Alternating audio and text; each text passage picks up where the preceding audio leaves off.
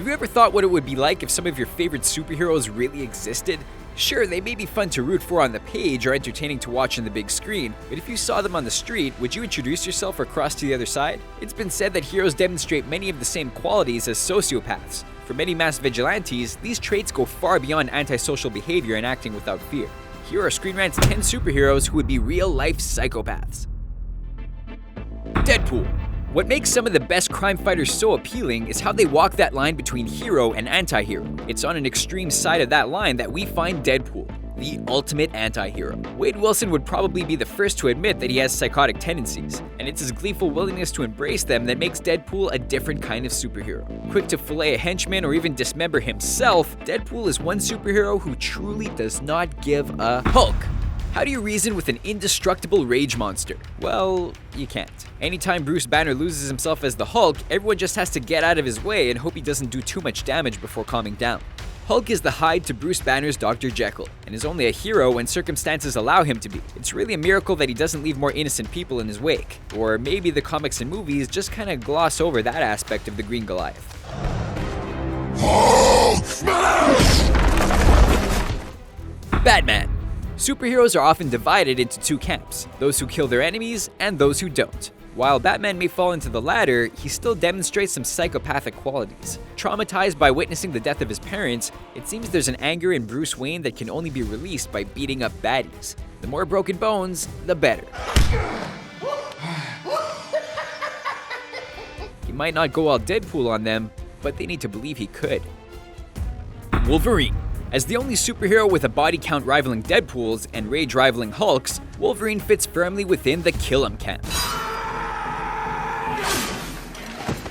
If you grew up watching the animated X-Men series, Wolverine was usually limited to using his claws to rip up robots and other objects to keep it appropriate for the Saturday morning cartoon audience. So it was both refreshing and shocking to see him kill so many members of Stryker's team in X2. With mutants like Wolverine, it's no wonder the government would prefer to keep them in check.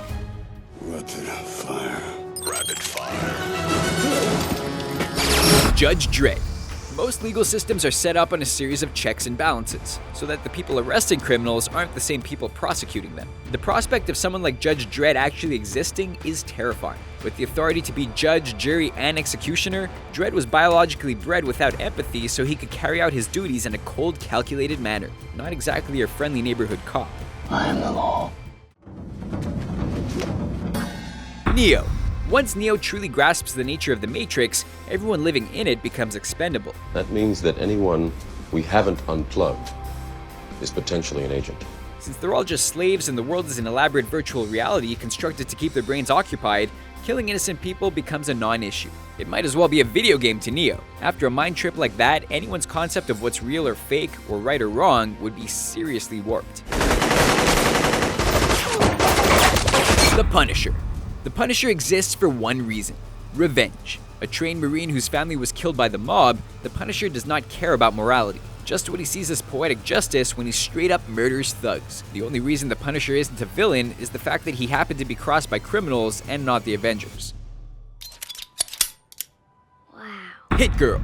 The Mafia should also really be more careful about whose family they kill. They created a kick-ass assassin when they killed the mother of the kid who would become Hit Girl. Trained into a deadly weapon by her father, Hit Girl doesn't discriminate between blades and bullets when slaying bad guys. Maybe it's her young age, but of all the entries on our list, Hit Girl seems to take the most pleasure from her masked vigilante duties.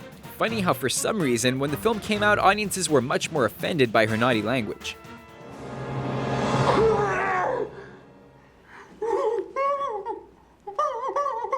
The Mask.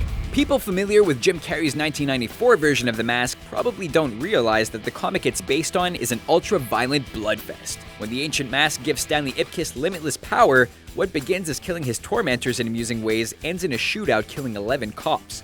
I did it, you hear? And I'm glad. Glad, I tell ya! The film kept the character's mischievous Tex-Avery aspects, but opted to leave out the Terminator tendencies Ipkiss adopts once the mask throws all his inhibitions out the window. Ooh, somebody stop me! All the Watchmen. If you want an explanation of why anyone who puts on a costume to fight crime is likely a psychopath, look no farther than the Watchmen. These characters occupy a world much closer to our own than we're used to seeing in comic book panels. There are no Clark Kents or Peter Parkers here, just dark characters like Rorschach and the Comedian. Adrian Veidt takes ultimate action by killing millions of people to save the world from itself. So is he a hero or a psychopath? As it turns out, most superheroes really aren't Boy Scouts who always take the moral high ground. We hope you enjoyed our list of superheroes with unnerving dark sides. Did we miss any? Which heroes do you think could use some professional help? Leave us a comment, and as always, make sure you're subscribed for more videos like this one.